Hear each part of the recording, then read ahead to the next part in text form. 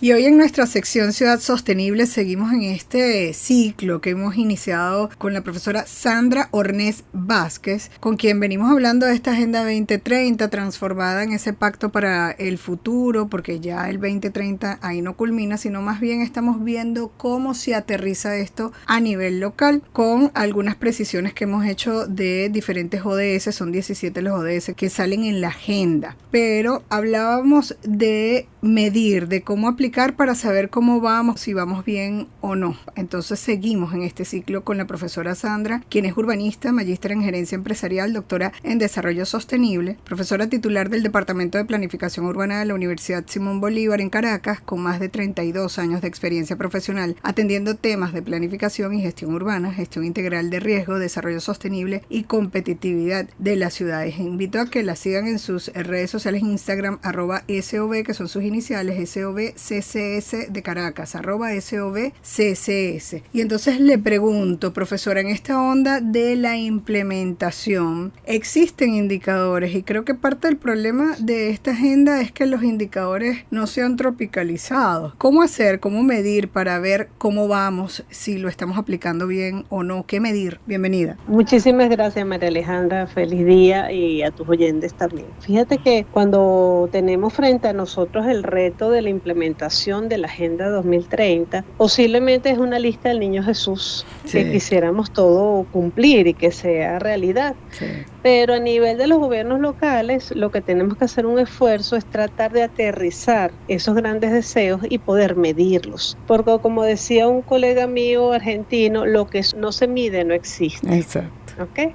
Entonces, cuando hablamos de medir, estamos hablando directamente de contar con indicadores que nos permitan monitorear cómo va nuestra gestión a nivel de los gobiernos locales, si va correctamente en función de las acciones y decisiones que hemos tomado, o en el camino vemos que no está dando los resultados que esperamos y tenemos la oportunidad de corregir. Sobre todo cuando hablamos de tiempos de gestiones relativamente cortos, que son 4 años. Sí. Y normalmente el primer año, pues el equipo de gobierno está como ubicándose, orientándose. El último año más bien es cierre. Entonces realmente los gobiernos locales tienen 2 años como para aterrizar y ejecutar. ¿Qué es un indicador? Iniciemos por ahí. Sí, el indicador es una medida, ¿okay? Es un valor que nosotros estamos levantando para ver cómo va el proceso de nuestra decisión. Y en función de ese valor, que es parte de la realidad local, yo tomo decisiones, monitoreo los avances, puedo detectar los problemas en mi gestión, puedo y debo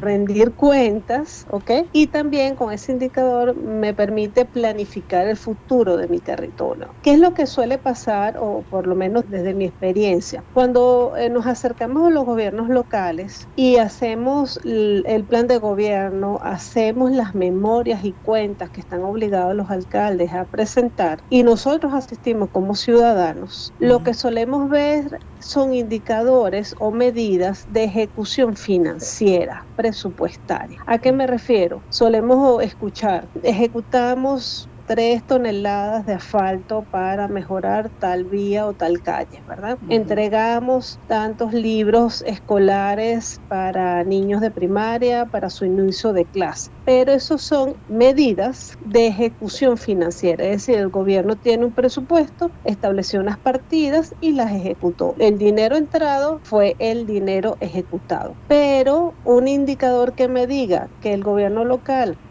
colocó 3 toneladas de asfalto, a mí desde el punto de vista de la sostenibilidad no me dice nada. ¿Eso qué quiere decir? Que yo puedo decir que mejoré el porcentaje de la vialidad en buen estado. Por ejemplo, si yo estoy entregando libros a muchachos de primaria, yo puedo decir que el 90% de mi población escolar está atendida. Entonces fíjense que la propuesta no es descalificar o quizás obviar los indicadores de ejecución presupuestaria, porque eso es por ley. La Oficina Nacional de Planificación te exige un reporte financiero.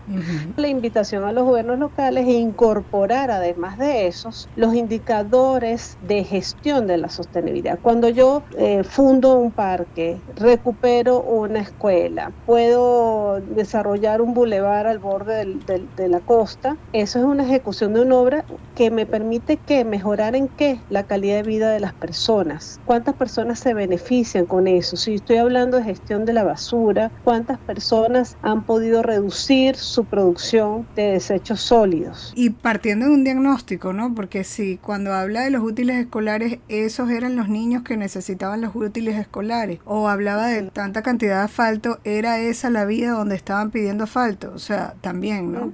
Exactamente, o si tengo una iniciativa de atención a adultos mayores, estoy yo atendiendo la totalidad, o de repente al inicio de la gestión atendí el 30% y al finalizar mi gestión logré un 60, un 70%. Allí yo estoy dando un indicador que aporta a un lineamiento de la sostenibilidad, aporta a información sobre que mejoré del territorio y de mi población durante mi gestión. Es decir, hubo un avance. Esa es la invitación que dan los indicadores de sostenibilidad. ¿Cuántos pasos estamos dando para mejorar nuestro territorio y nuestra calidad de vida? Como se lo decía al principio, hay 17 ODS o Objetivos de Desarrollo Sostenible.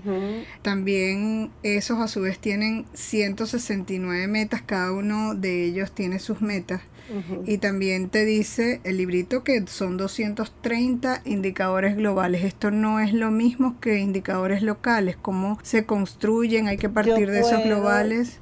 Yo puedo tomarlos, porque al final esa es una invitación que hacen las Naciones Unidas. Yo puedo tomar esos indicadores si dentro de mi capacidad institucional está levantar esa información. O yo puedo plantear nuevos indicadores propios. En función de que de mi plan de gobierno, de cómo yo estructuro mi presupuesto. Entonces, yo la invitación que le hago a los gobiernos es que no solamente nos centremos en los que plantea la ONU, también hay otras iniciativas como la CEPAL, está la iniciativa de reporte global que es más hacia lo ambiental. Entonces, podemos explorar en función de cada gobierno local, no necesariamente tener una camisa de fuerza con una sola lista de indicadores, a menos que sea una política nacional. Es decir, que desde el gobierno central nos establecieran a través de alguna normativa, reglamento, plan, nos dijeran estos son los indicadores que Venezuela va a reportar. Claro, pero... Entonces, bueno, ahí nos alineamos, pues. Claro, cuando uno está haciendo un estudio y entonces ve los indicadores, uno busca los más cercanos, pues los de, no a nivel global, sino Latinoamérica, etcétera. Pero creo que los locales son absolutamente necesarios porque es diferente cómo vive la gente, digamos, en el oriente a en Mérida. Y puede ser que yo tenga un indicador en Mérida que no esté en la lista de la ONU. También. Pero para mí es importante. Pero ahí es un buen punto de partida. Sí, claro, y además, sobre todo, cuando uno ve esa lista larga de indicadores, quizás los gobiernos locales les da como flojera empezar, ¿no? Entonces la invitación es, vamos a trabajarlos por etapas. Y siempre la invitación es a eso. Es decir, si mi gobierno local de un municipio del estado Apure, que de repente lo que tiene es un personal muy limitado y el día a día pues los consume, entonces la invitación, vamos a levantar 3 indicadores, uno ambiental, uno social, uno económico. El año que viene le sumamos uno.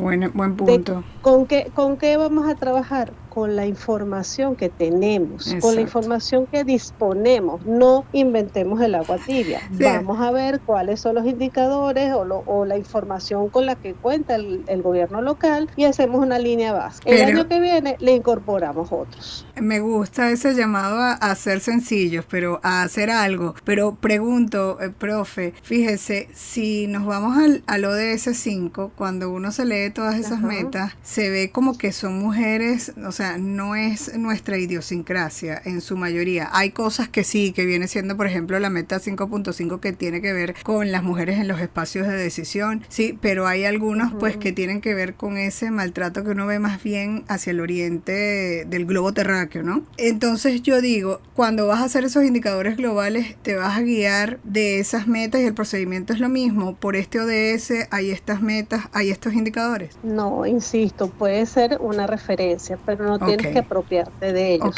Te doy un ejemplo, dado que ya mencionas el ODS 5, si es igualdad de género, un indicador que el gobierno local o los gobiernos locales en Venezuela pudieran establecer rápido, ya, o sea, mañana mismo, es, por ejemplo, cuál es la brecha salarial entre hombres y mujeres empleados dentro del municipio. Eso lo sé. ¿Por qué? Porque yo les pago el sueldo. Exacto. Entonces, ¿cómo podemos ayudar a una igualdad, al menos en términos de acceso a un buen ingreso? Ya ese dato lo tengo. Le vamos a la dirección de presupuesto y lo tengo. Otro valor que pueden reportar ya los alcaldes: porcentaje de mujeres que están en cargo de liderazgo dentro del municipio. Podemos ver muchos más de estos ejemplos un poco para entender la metodología en una próxima oportunidad, porque el tiempo se nos fue volando, pero estamos aprendiendo en función a que esto se implemente. Realmente nos hace falta que tengamos ya esa visión y ese trabajo y esa implementación de lo que es la sostenibilidad en todos los rincones del planeta. Que no se diga que nosotros los venezolanos no estamos haciendo algo. Muchísimas gracias, profesora, por tanto aporte. La profesora Sandra Ornés Vázquez, urbanista, magíster en gerencia empresarial, doctora en desarrollo sostenible, profesora titular del Departamento de Planificación Urbana de la Universidad Simón Bolívar en Caracas, con más de 32 años de experiencia profesional. Síganla en sus redes sociales @SOBCCS. Muchísimas gracias, profesora. Gracias a ti, María Alejandra. Un abrazo.